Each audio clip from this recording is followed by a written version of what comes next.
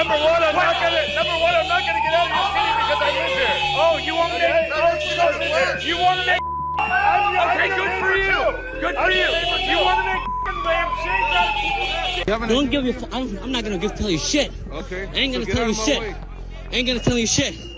But don't come to our neighborhood. You're not welcome. Terrorist! Terrorist! You terrorist! Piece of shit! Terrorist! The streets of Minneapolis have exploded as furious civilians corner federal immigration agents, turning a so-called operation into a full-blown public showdown that shocked the nation. People are yelling, blocking vehicles, and shoving cameras straight into agents' faces as tension spikes by the minute, and the truth spreads faster than officials can bury it. This is what happens when an operation meant for safety turns into fear, anger, and a community that refuses to stay silent and finally fights back. Arkansas, and they are here to wreak terror and cause havoc to the people and the civilians living here. These are ICE agents, and they do not deserve one moment of peace. Guys, go the back where you came from and get the out of our city. The second ICE rolled onto that street, people snapped, and you can feel it in the way the crowd closes in. These weren't scared neighbors hiding behind curtains. These were angry residents who'd had enough of being treated like strangers in their own city. Every step those agents took was met with louder voices, harder pushback, and a wall of civilians screaming, "You don't belong here! Get out!" This wasn't fear anymore. This was frustration boiling over into raw defiance. And for the first time, ICE wasn't the one controlling the neighborhood. The people were. Yeah, you should get back in your car. I am. Go back. Okay, go ahead. I want to see you. Yeah, that's what I thought. You should be ashamed. I just killed somebody yesterday, bro. This is a church. People are here for peace. Then don't come on the church then. Don't come on the church. Go outside. Out of here. The moment a few neighbors stepped right up to the ICE agents' faces, everything changed. Because these civilians weren't hesitant. They were done. They demanded IDs, demanded answers, demanded to know why armed federal agents were prowling their block like predators. And when the agents tried to posture, the crowd pushed in even tighter, leaving them no space, no authority, no control. Who took food from people to put it in the garbage and then blamed the protesters. It doesn't seem like you're doing against ICE. That's up, Chief Mills. Shame on you. It looks like you're helping the Nazi. One civilian shouted, "You don't get to terrorize us!" And it cracked the whole standoff wide open. More people poured in, phones out, voices rising, building a human wall ICE couldn't intimidate or push past. This wasn't a confrontation anymore. This was the moment civilians claimed the street as theirs, not the government's.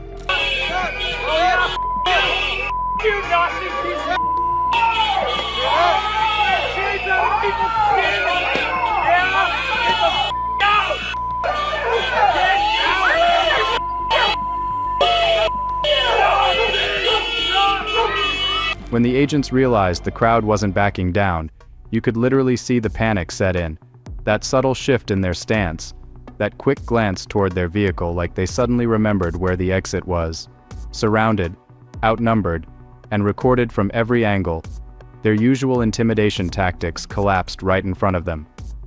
Every step they tried to take forward was met with civilians refusing to move an inch, staring them down like, "Try it. We dare you." Even the ICE administration don't want you here. Back home! Shame!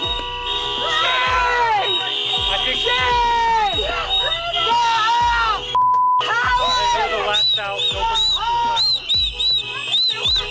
And that's when it happened. The unthinkable for federal agents. They started backing up, step by step, word by word. The crowd's shouts got louder as the agents retreated, edging toward their vehicle like the street itself had turned against them.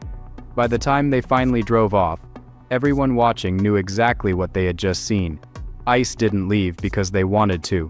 They left because the people forced them out. Please, go home! We don't want you here! Go home to your families! Get out! Leave Minneapolis! Get the fuck out! We don't want you here! Go home! Neighbors in Minneapolis have reached a boiling point after watching armed ICE patrols storm residential blocks as if they're sweeping hostile territory. Families have seen agents detain people without warning, question parents in front of their children, and carry out raids that feel more like shock operations than public safety work. Residents describe a constant tension in the air, children waking up scared, workers looking over their shoulders, entire streets feeling monitored instead of protected, and that pressure finally erupted into open confrontation.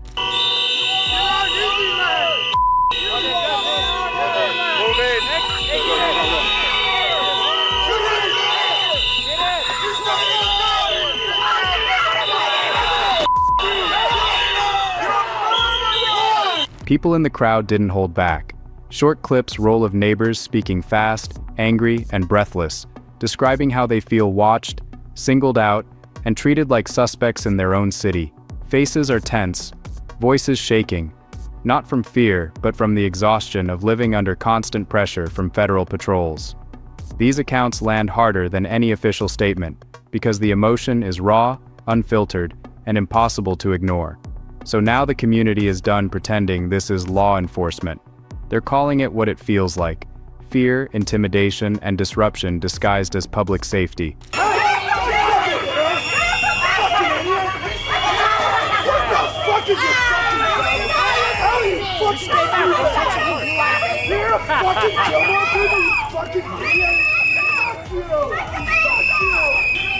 Official spokespeople claim it's all routine enforcement, but the footage on the ground tells a completely different story.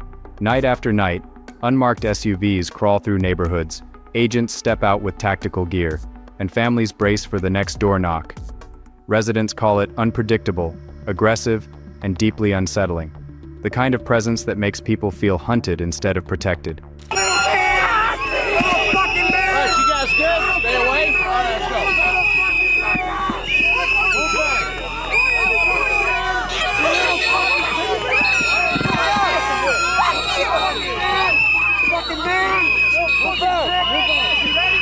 The confrontation didn't end on that street.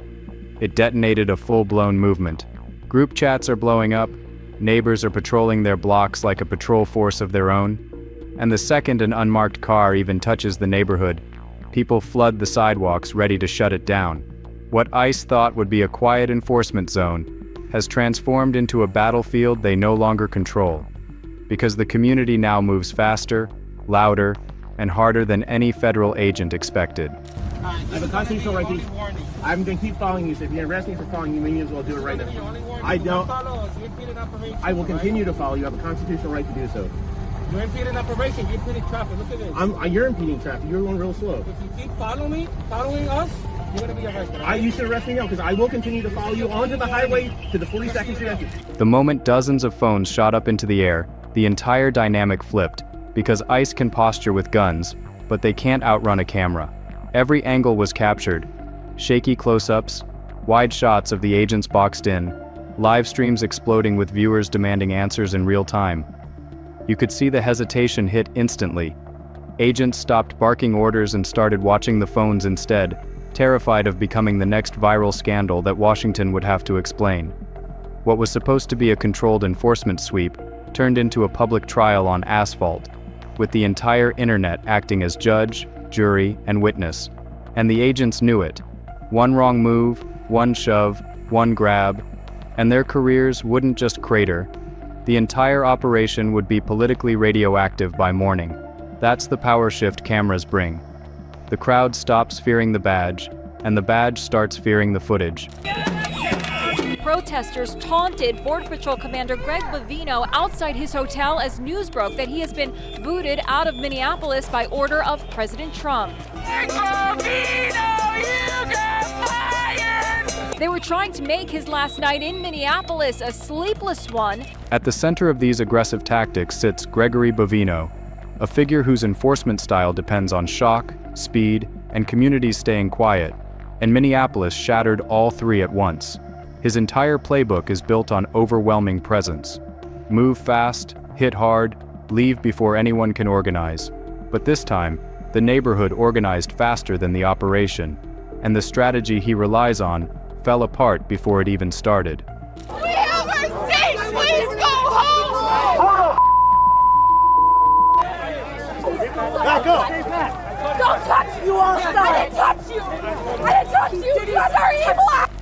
When a commander loses legitimacy, the entire unit loses power with him. What unfolded on that street wasn't just resistance, it was a complete breakdown of authority. The badge meant less than the cameras, the gear meant less than the crowd, and the operation meant nothing once the community refused to recognize it. Minneapolis didn't just fight back. It exposed a leadership model that collapses the moment people stop obeying it. What happened in Minneapolis didn't stay on that block. It detonated straight into the halls of power. Lawmakers in Congress are scrambling. Governors are demanding answers, and even officials inside DHS are panicking over the fallout. The footage is everywhere, news cycles looping it non-stop, analysts calling for emergency hearings, and politicians who once defended federal operations suddenly pretending they had concerns all along. How many more bodies do we have to have in the state of Minnesota? How many more? How many more before somebody is responsible? Behind closed doors, aides are whispering that Minneapolis might trigger a chain reaction, budget freezes, new oversight committees, and a federal review none of the agencies wanted. What was meant to be a quick, quiet operation has turned into a political wildfire. And every hour the silence from officials makes them look more guilty, not less. Minneapolis didn't just embarrass federal leadership, it forced Washington to confront the consequences of tactics they thought nobody would ever see. And now the question floating through every corner of Capitol Hill is simple and brutal. If this happened in one neighborhood, how many others have they hidden? Minnesotans have had enough. Minnesotans have spoken loud enough that ICE needs to leave Minnesota right now. I can't stand this anymore. I can't stand what's happening here. We have to change this. This is not okay for our city. Reporters on the ground described chaos federal agencies refused to acknowledge, creating a split between what people saw in the streets and what the government tried to sell on paper. People called it a failure of leadership, commentators called it a public humiliation, and social feeds called it evidence of an agency spiraling out of control. By sunrise, Minneapolis wasn't just a local incident, it had become a media firestorm, burning non-stop across the country. Officials can handle criticism. They can't handle millions of people watching their failure on repeat.